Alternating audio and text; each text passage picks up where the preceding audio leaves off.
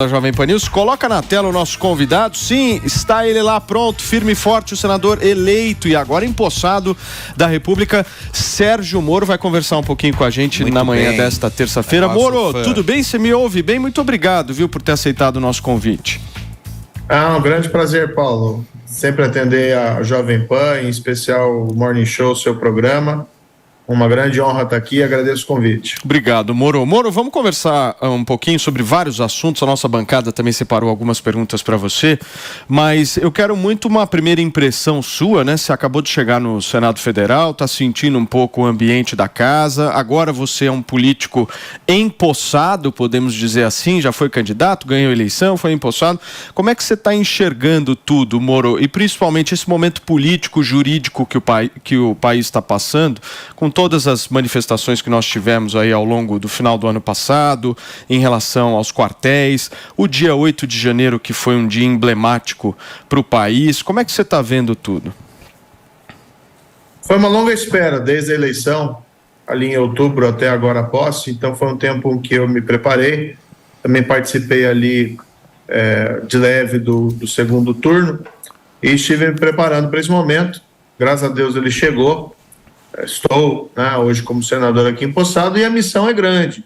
Eu tenho colocado, Paulo, de maneira muito clara, meu posicionamento em relação ao governo atual. Eu serei oposição, uma oposição independente, uma oposição racional, diferente, não vamos propor nada radical. Eu assisti assustado até esses atos de 8 de janeiro, essa violência, isso é reprovável, invasões.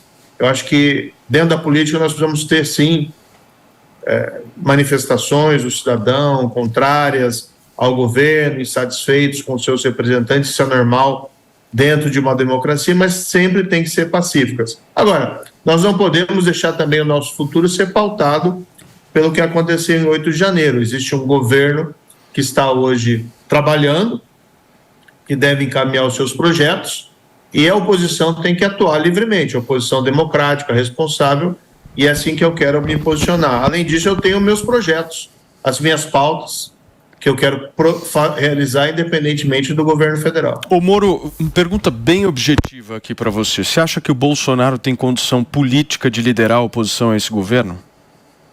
Eu acho que é muito cedo para fazer qualquer tipo de diagnóstico nesse sentido.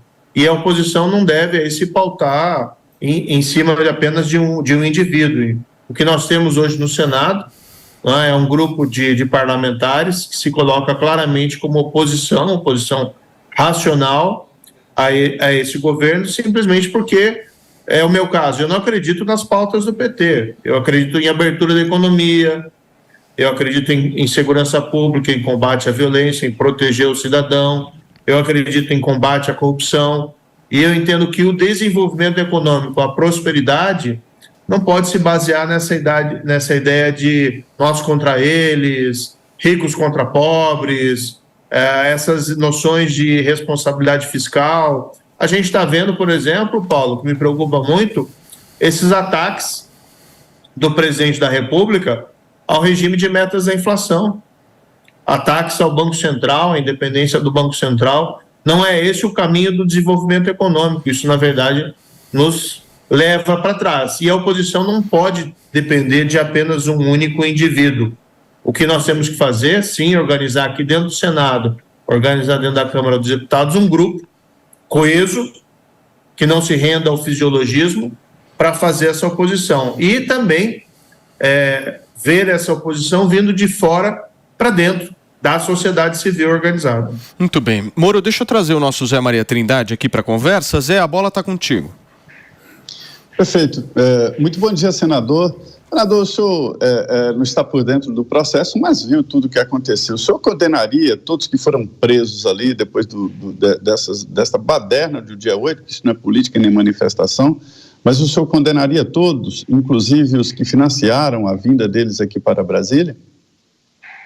Tudo bem, Trindade, um prazer aqui falar com você. Olha, a culpa é individualizada, então a responsabilidade de cada um tem que ser apurada. Quem cometeu atos de violência, quem cometeu invasão, quem cometeu depredação, esses atos foram absolutamente reprováveis, evidentemente, Agora, existe também ali, dentro disso, um comportamento de turba, né, de multidão, que pode ter levado algumas pessoas a cometerem excessos que, do contrário, não cometeriam. Agora, a gente não pode utilizar esse episódio de 8 de janeiro para simplesmente desistir de fazer oposição ao governo do PT, ou criminalizar qualquer espécie de oposição. Às vezes eu me preocupo muito que a gente observa uma tentativa de se qualificar todo mundo que se opõe ao governo do PT como se fosse de extrema-direita, como se fosse pessoas que querem saídas autoritárias. Muito claro, de uma democracia, nós temos que ter soluções democráticas. Agora, não é porque houve esse evento, essa tragédia do 8 de janeiro, que nós vamos nos curvar ao governo do PT. O governo do PT, infelizmente, não tem mostrado projeto para o país. E é responsabilidade da oposição tanto se opor a medidas que gerem retrocessos, mas também apontar um caminho.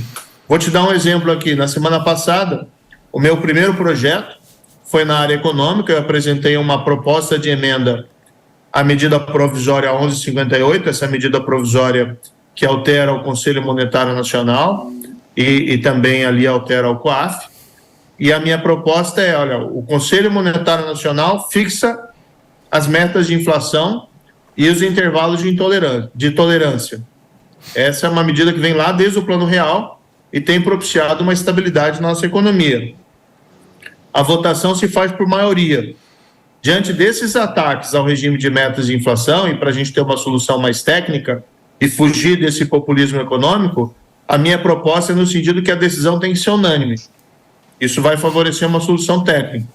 E caso, eventualmente, não se encontre a unanimidade dos 3 membros do Conselho, que é o ministro da Fazenda, o ministro do Planejamento e o presidente do Banco Central, prevalece o voto que proponha os indicadores de inflação mais baixos, para a gente preservar esse legado, que é um legado do Plano Real e uma conquista da sociedade brasileira diante de um governo que tem que se mostrar populista. Muito bem, Moro, deixa eu trazer para a conversa também o nosso Alexandre Borges. Ale, próxima pergunta. Bom dia, senador. A minha dúvida é o seguinte: eu tive o prazer de estar em outubro de 2017 num evento fechado feito pelo Jornal Estado de São Paulo, onde foi feito uma junção entre os expoentes da Operação Mãos Limpas italiana com os expoentes da Lava Jato na época, e estavam representando a Lava Jato o senhor e Deltan Dallagnol. Eu me lembro perfeitamente, mas o senhor pode me corrigir se a minha memória estiver me traindo, onde a conclusão do evento foi: quando foi perguntado por que a Operação Mãos Limpas deu errado lá na Itália, e que levou, inclusive, até um aumento da corrupção depois, é porque os expoentes da Operação Mãos Limpas acabaram largando a magistratura e indo para a política. Isso foi falado lá em 2017, antes de todos os eventos que acabaram levando ao senhor sair da magistratura, ir para o ministério, depois virar candidato, hoje ser senador. Então a minha dúvida é: aquelas lições lá da Operação Mãos Limpas, lá de 2017, elas não se aplicam ao Brasil, elas foram esquecidas, elas não cabem. O que o senhor tira das lições que foram faladas naquele evento e depois esses 5, 6 anos de experiência que vieram a partir daquele momento? Alexandre, fatos são coisas teimosas. Existem pessoas que tentam atribuir o enfraquecimento do combate à corrupção exatamente às condutas daqueles que combateram a corrupção. Eu sempre lutei pela prisão em segunda instância, eu sempre lutei pela transparência, pela integridade, assim como outros agentes da Mãos Limpas e outros, inclusive, agentes do Ministério Público. O enfraquecimento que nós tivemos, tanto na Itália como no Brasil, tem que ser imputado àqueles que adotaram a conduta contrária. Quem acabou com a prisão em segunda instância? Quem soltou criminosos? Quem não vê problemas, né, nesses escândalos gigantescos contra os cofres públicos. E eu posso te dar aqui um fato específico. A Operação Mãos Limpas, ela teve uma grande intensidade entre 1992 e 1994. E a partir já de 94, começou a sofrer uma reação por parte da classe política italiana. O expoente da Mãos Limpas, que era Antônio Di Pietro, o promotor, ele foi para a política 4 anos depois, em 98. Então não tem nada a ver uma relação de causa e efeito entre a reação e a ida dele para a política. E aqui acho que a gente tem que dar, Alexandre, a culpa exatamente a quem é responsável por esses atrasos. Quem aprovou leis que enfraqueceram o combate à corrupção, quem tomou decisões judiciais soltando criminosos, quem enfraqueceu a autonomia dos órgãos de controle, e não simplesmente buscar os culpados onde eles não estão, que são exatamente aquelas pessoas que, mantendo a sua coerência, sempre lutaram para fortalecer o combate à corrupção. Não estou aqui, advogando em causa própria, mas eu fui ao Ministério da Justiça para fortalecer o combate à corrupção. E eu agora assumo esse mandato de senador exatamente com o mesmo objetivo, porque a gente esperava que o sistema político e o sistema judiciário, eles sim aprendessem as lições extraídas da Lava Jato. Se você tiver a estruturação de um sistema político baseado em loteamento, em patrimonialismo, o resultado vai ser ineficiência do governo, fracasso econômico e 2, a expansão da corrupção. Infelizmente, nós podemos estar tomando o mesmo caminho que deu errado no passado. E eu vim para o Senado exatamente para lutar contra isso. Quando você cita justamente essas pessoas, quando você fala quem foi que acabou com a corrupção, com o combate à corrupção, quem foi que enfraqueceu de alguma forma a Operação Lava Jato, você tem essas pessoas em mente hoje, essas instituições? Porque se a gente for analisar, por exemplo, do início da gestão de Augusto Aras à frente da Procuradoria-Geral da República, nós tivemos um enfraquecimento muito grande de mecanismos de combate à corrupção, como, por exemplo, a Operação Lava Jato. E quem indicou, na realidade, Augusto Aras à PGR foi o ex-presidente Jair Bolsonaro. Como é que você consegue, de alguma forma, isentar o governo anterior do que acontece hoje no combate à corrupção? Eu nunca, Paulo, nunca isentei ninguém. Eu saí do governo, inclusive eu coloquei meu posicionamento, por que eu estava saindo do governo. Mas também eu acho, Paulo, que agora nós temos um novo governo e nós temos que olhar para frente. E o meu objetivo aqui não é acertar contas com o passado, o meu objetivo aqui exatamente é trabalhar para o futuro. Então eu vou defender aqui no Congresso Nacional a prisão em segunda instância, por mais que essa seja uma pauta difícil. Continuo defendendo o fim do foro privilegiado, eu acho que isso não se justifica numa república. Vou defender a autonomia dos órgãos de controle, vou defender a lei das estatais. Eu acho um absurdo esse movimento para revogar parcialmente a lei das estatais, seja através do envio de um projeto de lei, ou seja através de simplesmente violar a lei das estatais e fingir que isso não está acontecendo. A lei das estatais foi importante, porque o cerne da corrupção dentro do nosso sistema político é exatamente o patrimonialismo. É o que a gente já conhece aí há muito tempo, o loteamento de cargos, muitas vezes em troca de apoio político ou em troca de alguma coisa. Isso gera não só ineficiência, mas muitas vezes também desvios relacionados à corrupção. Mas vamos olhar para frente, sem, claro, esquecer o passado, mas o objetivo é a gente construir para o futuro. Perfeito. Felipe. Bom, senador, muito bom dia, é o Felipe Campos, é um prazer recebê-lo aqui no Morning Show. Senador, é o seguinte, algumas lideranças do seu partido, o União Brasil, eles temem aí, talvez, de você não ter o apoio total aí do seu partido e de talvez você navegar sozinho, principalmente ali na maioria das suas pautas. Você tem esse apoio do partido? Olha, a relação, Felipe, é muito boa com a bancada aqui do Senado. Eu tenho que confessar que eu sou um marinheiro de primeira viagem, Então, a gente muitas vezes se sente aluno no primeiro dia de aula, mas a gente vai aprendendo rápido. Eu já tive experiência como juiz, conheço os meandros de Brasília, como ministro também, nós tivemos que fazer bastante articulação política, mas a gente tem que chegar com aquela nossa humildade. Mas o relacionamento com os pares aqui no Congresso, apesar de divergências políticas ou de ideias e projetos, é uma relação bastante cordial. E o meu relacionamento dentro da bancada da União Brasil está muito boa.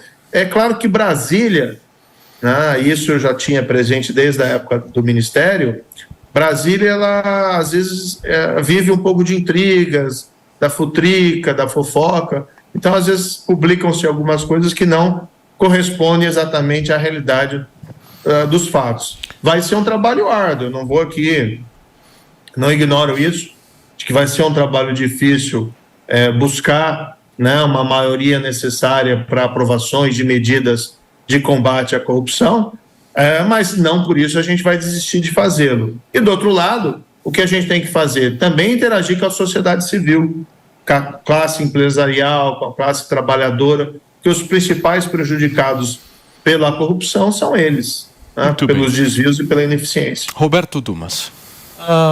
Senador Sérgio Moro, um prazer falar com o senhor, trazendo um pouquinho mais para a seara econômica.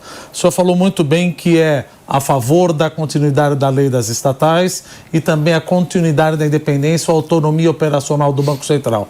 O senhor acha que vai ter grande apoio da sua bancada ou também dos outros membros do Senado para isso? Porque isso, como o senhor mesmo falou, se ocorrer, não for aprovado, for terminado a independência do Banco Central, seria um enorme retrocesso econômico que o Brasil veria e com a volta da inflação que prejudicaria justamente o mais pobre. Como é que o senhor vê isso?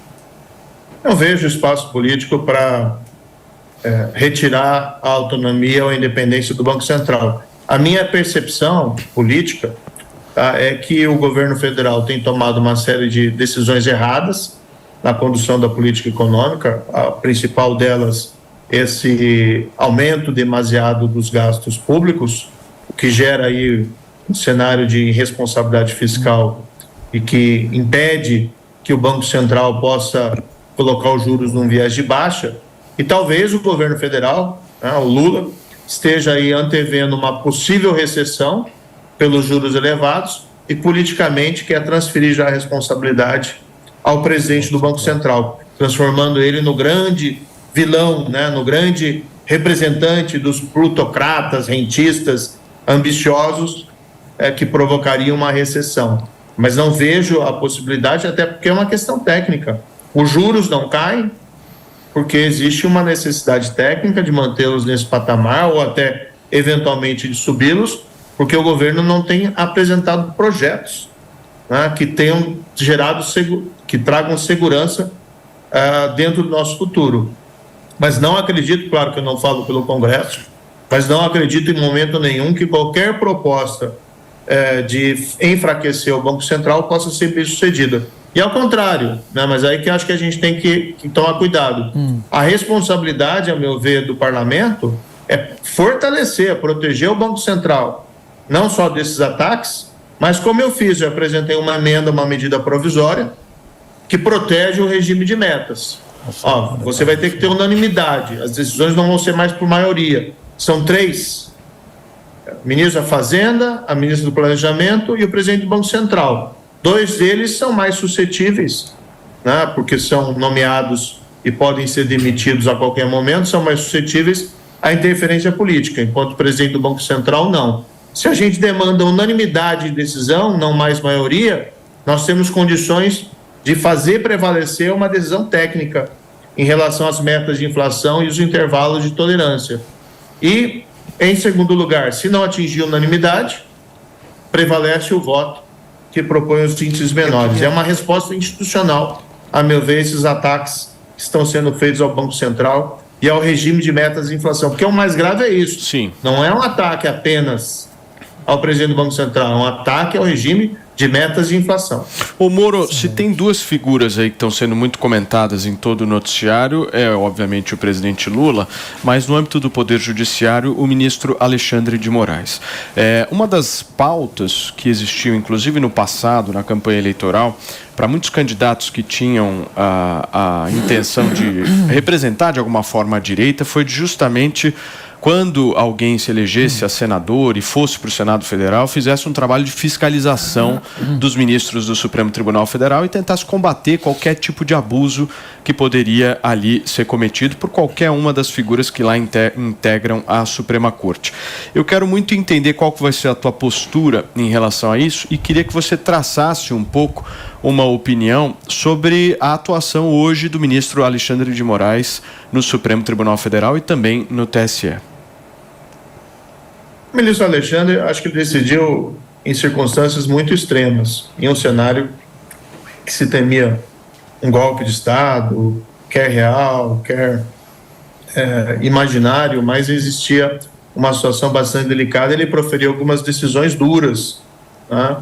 O que eu espero, particularmente, que superada essa questão, a gente possa retornar a uma normalidade institucional. Eu, particularmente, sou contra qualquer espécie de censura, a não ser que sejam ameaças ou incitação de violência física contra outros indivíduos.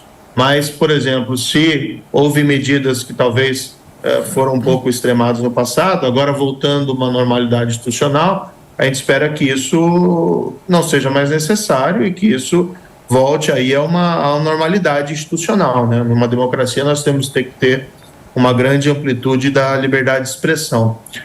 O papel do parlamento é fiscalizar os outros poderes, o judiciário, mas igualmente o poder executivo. O que eu particularmente defendo, Paulo, é que em relação ao judiciário, a gente tem que tentar evitar essa postura de confronto e vamos tentar propor uma reforma do judiciário que eventualmente diminua voluntarismos, que gere situações em que possam ser proferidas decisões moderadas, ponderadas sobre assuntos um pouco dramáticos, mesmo em um momento de tensão. Então, algo que eu tenho defendido, e acredito que existe aqui uma sintonia com muitos dos meus pares no Senado, é uma reforma do judiciário que diminua o peso das decisões monocráticas, né, as decisões individuais dentro do Supremo Tribunal Federal. Nós também defendemos um mandato para os ministros do Supremo, um mandato não renovável. Eu particularmente defendo um prazo de 12 anos para o ministro Supremo, para os novos que entrarem, né, porque eu acho que nós não podemos alterar as regras de um jogo de andamento de quem já assumiu essa posição, para que nós possamos buscar uma normalidade institucional aqui dentro do nosso parlamento e tentar fugir de questões extremadas que muitas vezes não levam a lugar nenhum. Sim. Então, por exemplo, entrar numa rota de colisão, de conflito, muitas vezes não é a melhor solução para a gente ser construtivo. Agora, o parlamento também não pode abdicar o seu papel de fiscalização dos demais poderes. Ô Moro, eu sei que a sua agenda está super apertada, só vou pedir para o Wafá e para o Mano fazerem as perguntas, pode inclusive ser junto, que aí o senador já responde. O Wafá primeiro, por favor. Fechado. Primeiro, queria parabenizar o Moro, né, agora assumindo como senador. E a minha pergunta é...